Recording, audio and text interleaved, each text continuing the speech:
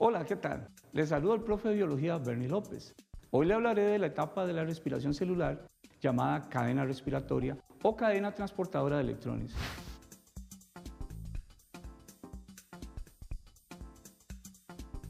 Para comprender mejor este proceso, se le recomienda ver los videos de las etapas anteriores, que son la glucólisis, la formación de la acetilcoenzima A y el ciclo de Krebs. Vamos a ver la cadena respiratoria que se llevará a cabo en la mitocondria y en condiciones aeróbicas, específicamente en la membrana interna mitocondrial o las crestas mitocondriales, como también se le conoce. Pero antes recuerda que en las etapas anteriores la célula solo ha ganado 4 moléculas de ATP a partir de la molécula original de la glucosa.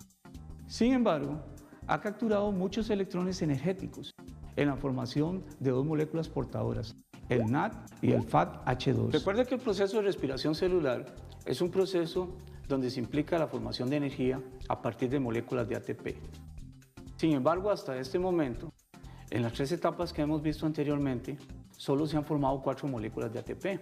Estas moléculas no son suficientes para que la célula pueda obtener toda la energía necesaria para poder trabajar. Sin embargo, a partir de los procesos anteriores se han formado una serie de moléculas como son los NAD y los FAD, que son moléculas transportadoras de electrones de alta energía. Cada una de ellas había recogido 2 de estos electrones. Sin embargo, estas moléculas se formaron en la matriz mitocondrial, que es esta parte que está aquí. En la parte de abajo vamos a reconocer lo que es la cresta mitocondrial y aquí tenemos la membrana externa mitocondrial. En medio de los 2 espacios de la membrana de la cresta mitocondrial y la membrana externa vamos a encontrar un espacio que vamos a llamar el espacio intermembranal.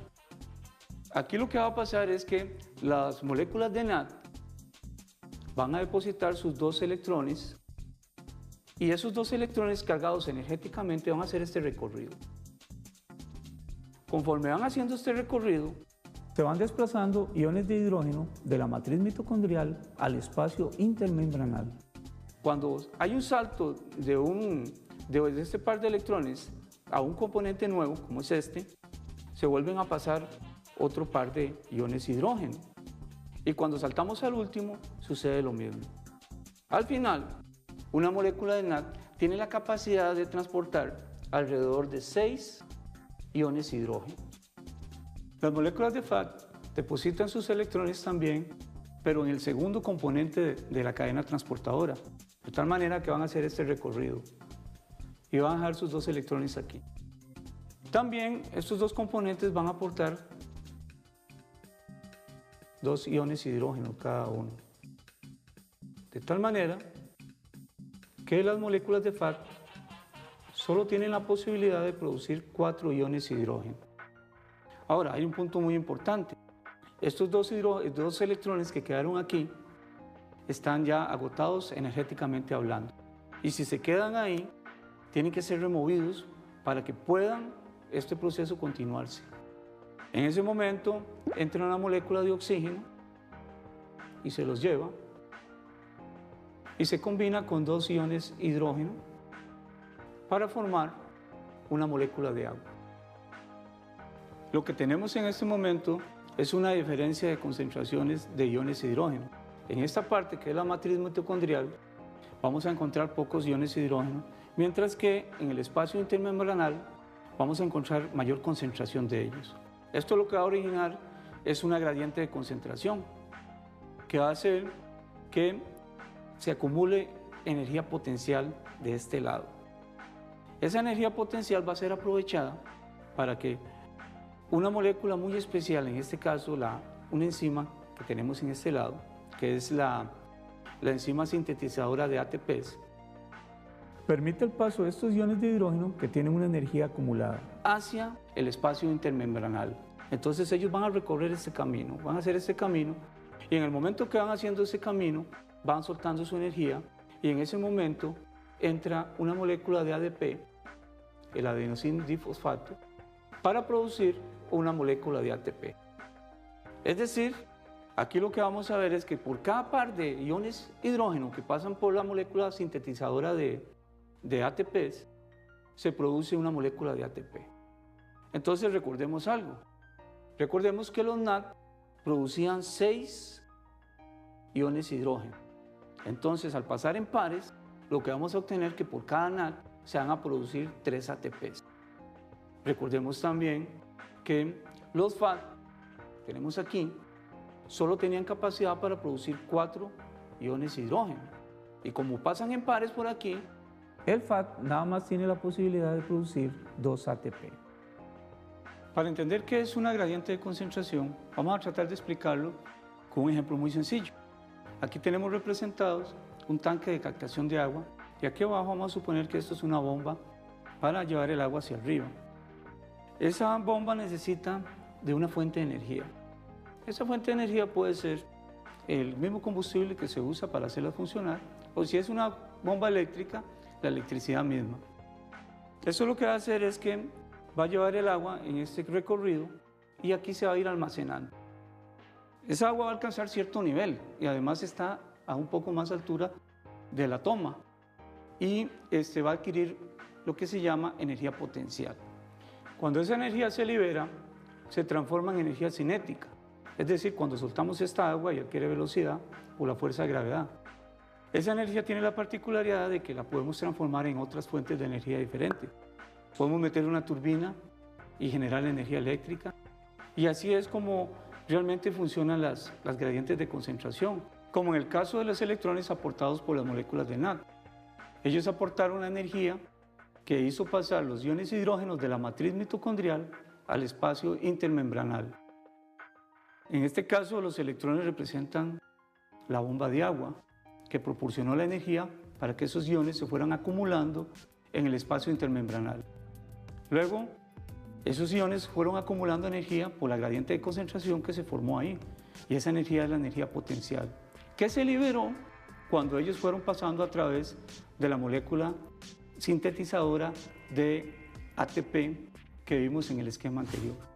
Una vez entendido el proceso de cómo se producen las moléculas de ATP a partir de los NAD y los FAT que llegaron a la cadena respiratoria, podemos resumir toda la información en este cuadro.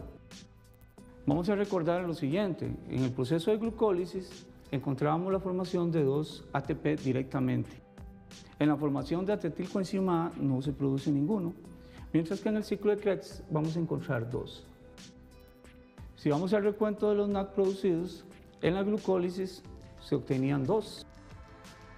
Y en la formación de acetilcoenzima A encontrábamos otros 2. En el ciclo de Krebs, por el contrario, vamos a encontrar 6. Y en las etapas de producción de FAT, el único que participó fue el ciclo de Krebs aportándonos 2 moléculas. Ahora sí, ya con esas 3 columnas llenas, podemos ver cómo participan estos procesos en la formación del ATP cuando llegan a la cadena respiratoria. Entonces aquí hay que recordar algo muy importante, que por cada molécula de NAD se producían 3 moléculas de ATP cuando entraban a la cadena respiratoria.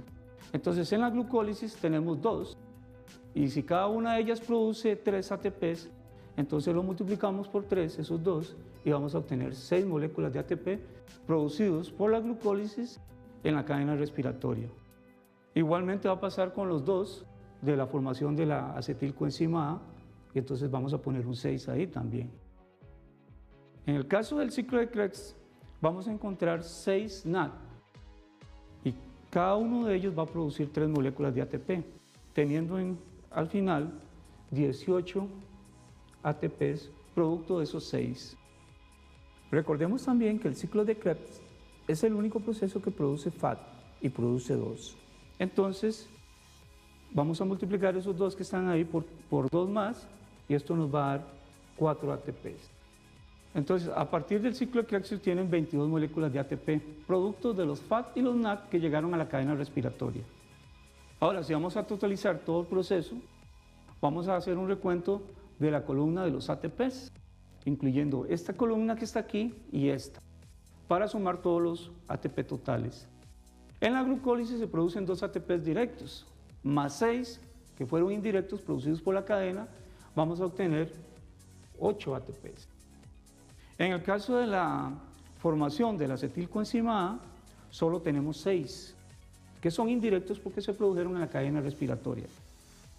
Y en el ciclo de Krebs vamos a encontrarnos 2 que fueron de producción directa más 22 que fueron indirectos producidos en la cadena respiratoria, que al final nos van a totalizar 24. Ahora, si totalizamos toda esta columna, vamos a obtener 38 moléculas de ATP totales. Quiere decir que una molécula de glucosa que ha sido respirada completamente, se le pueden obtener 38 moléculas de ATP. Pero eso no quiere decir que este sea el caso para todas las células. Hay células donde solo se producen 36 ATPs. Eso depende del tipo de célula y el lugar y la función que cumple esta célula dentro de nuestro cuerpo. También es importante rescatar que en la glucólisis se habían gastado 2 moléculas de ATP. Si sumamos esas 2 moléculas que se gastaron y se las sumamos a las 38, vamos a tener un total de 40. Esta es la ganancia bruta que se obtiene al respirar completamente una molécula de glucosa. Espero que esta información le haya sido útil para ampliar sus conocimientos sobre los procesos respiratorios. Si quiere más información, acceda al portal del MEP en la sección de Educatico. Hasta pronto.